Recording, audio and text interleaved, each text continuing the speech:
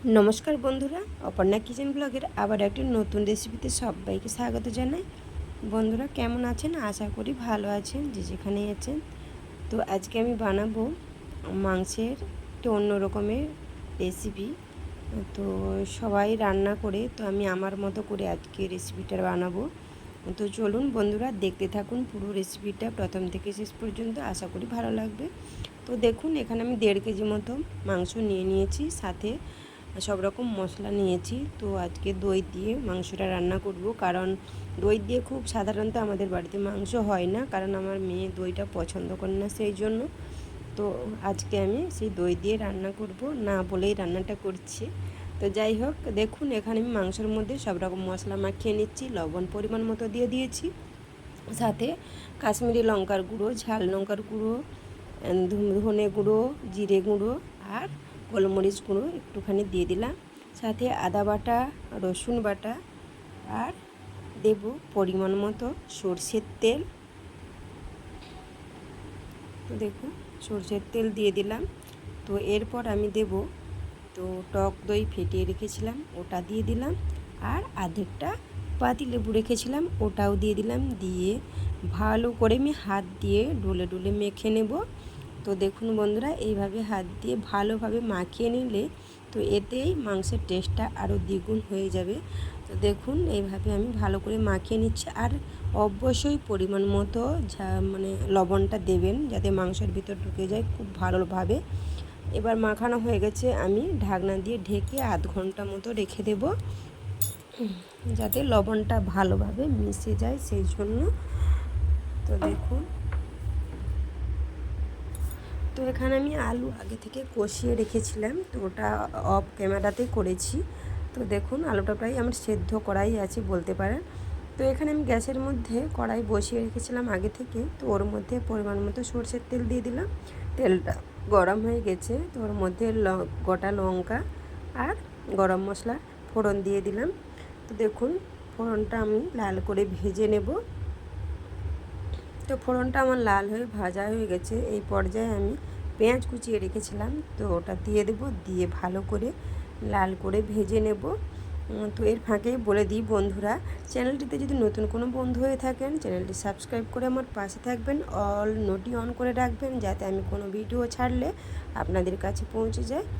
তো কথা বলতে বলতে আমার পেঁয়াজটা প্রায় ভাজা হয়ে গেছে। তো ওর মধ্যে মশলার মধ্যে আমি পরিমাণ মতো একটু লবণ দিয়ে দিলাম। মশলার মধ্যে বলতে সব কিছু তো মাখিয়ে রেখেছি, শুধু টমেটো আর পেঁয়াজটা ছিল সেটাই কষিয়ে নিচ্ছি। তো দেখুন, এবার আমি টমেটোটা দিয়ে দিলাম, দিয়ে আবারও কষিয়ে নেব ভালো করে একটু।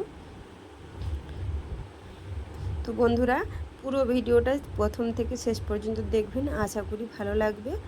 আর পুরনো নতুন সব বন্ধুদের জানাই অনেক অনেক ভালোবাসা, এইভাবে আমার পাশে থাকার জন্য। আশা করি পাশে থাকবেন।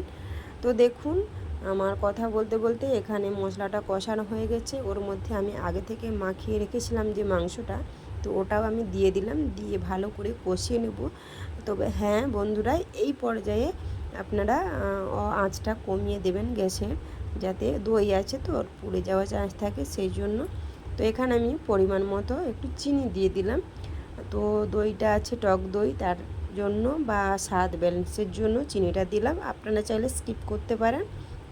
দেখুন, এবার আমি ভালোভাবে নাড়াচাড়া করে, তো এর মধ্যে দেখুন মাংসের মধ্যে থেকে জল বেরিয়ে এসেছে, তো ওই জলটা দিয়ে আমি মাংসটা সেদ্ধ করে নেব, আর এক্সট্রা কোনো জল দিতে হবে না ওর মধ্যে। তো দেখুন, এইভাবে আমি কষিয়ে নিচ্ছি। তো আমি একটা ঢাকনা দিয়ে ঢেকে ঢেকে কষিয়ে নেব মাংসটা। বন্ধুরা, রেসিপিটি কেমন লাগছে অবশ্যই লাইক কমেন্ট করে জানাবেন। আর একটা কথা বলে, যদি ভালো লেগে থাকে বন্ধু বান্ধবদের সঙ্গে, পরিবার পরিজনদের সাথে শেয়ার করবেন, আর পাশে থাকবেন আশা করি সব সময় এভাবে। তো দেখুন, কষতে কষতে আমার প্রায়, তো মাংস থেকে যে জলটা বেরিয়ে এসেছিলো, তো ওটা আমার প্রায় শুকিয়ে এসছে। তো এই পর্যায়ে আমি আলু যে কষিয়ে রেখেছিলাম, তো আলু তো প্রায় আমার সেদ্ধই আলু বলতে পারেন, তো ওটা আমি দিয়ে দিলাম। তো কষানো হয়ে এসেছে মাংসটা, তো শেষের দিকে আমি আলুটা দিলাম, কারণ আলুটা সেদ্ধ আছে, আগে থেকে দিলে ভেঙে যাওয়ার চান্স থাকতো, সেই জন্য। তো দেখুন, এভাবে আলু দিয়ে আবারও আমি ভালো করে কষিয়ে নিচ্ছি, যাতে আলুটা ভালোভাবে মশলার সাথে মিশে যায়, সেই জন্য। তো এবার আমি পরিমাণ মতো জল দিয়ে দেব। তো ঝোলটা যে যতখানি রাখবে তো ততটুকুই দেবেন। তো বেশি জল দিলে ভালো লাগবে না, কারণ আমার আগে থেকে তো মাংসও সেদ্ধ হয়ে গেছে প্রায়, আর আলুটাও সেদ্ধ আছে, সেই জন্য আমি অল্প করেই জল দিলাম। তো দেখুন, তো ঝোলটা আমার ফুটছে, দেখতেই পাচ্ছেন। তো ঝোলটা আমার অনেকখানি কমে এসেছে। তো দেখুন, তো আপনারা চাইলে এর উপর গরম মশলা বা ধনেপাতাও দিতে পারেন। তো আমি আমার হাতের কাছে যেটুকু ছিল সেটুকু দিয়ে আমি রান্নাটা করেছি। তবে মানে নামানোর সময় আমি আর কিছুই দেব না। তো যাই হোক বন্ধুরা, আমার ওই মাংসটা হয়ে এসেছে, তো আমি নামিয়ে নিয়েছি, দেখতেই পাচ্ছেন জামের মধ্যে। তো যাই হোক বন্ধুরা, রেসিপিটি আর বড় করব না। রেসিপিটি কেমন লাগলো অবশ্যই লাইক কমেন্ট করে জানাবেন, ভালো লাগলে শেয়ার করবেন। দেখা হচ্ছে পরের কোনো রেসিপিতে। ভালো থাকবেন, সুস্থ থাকবেন, টাটা বন্ধুরা।